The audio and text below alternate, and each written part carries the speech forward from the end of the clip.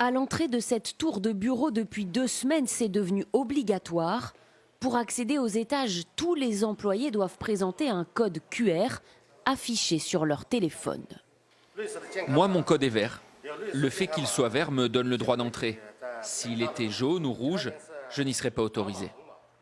L'application, développée par le géant de l'Internet chinois Alibaba, analyse les données du téléphone pour déterminer si son utilisateur a séjourné dans des zones à risque ou a voyagé à proximité des personnes infectées par le coronavirus.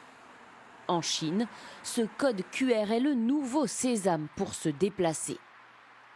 Dans cette ville au sud de Shanghai, il est réclamé à l'entrée des résidences, des gares, des métros. Si le code n'est pas vert, impossible de passer. C'est rassurant. Sans ce code, impossible de savoir si les gens qui prennent le métro ou le bus sont en bonne santé. Je pense que ce code va vraiment permettre d'améliorer la situation. Partout en Chine, des outils high-tech ont été déployés pour freiner l'épidémie.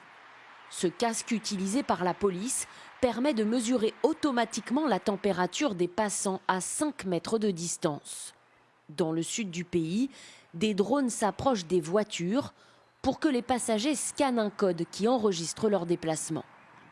Et à Pékin, ce centre de contrôle analyse les mouvements de population pour déterminer où se trouvent les personnes à risque. Le gouvernement veut utiliser le big data pour prendre les bonnes décisions dans sa lutte contre l'épidémie.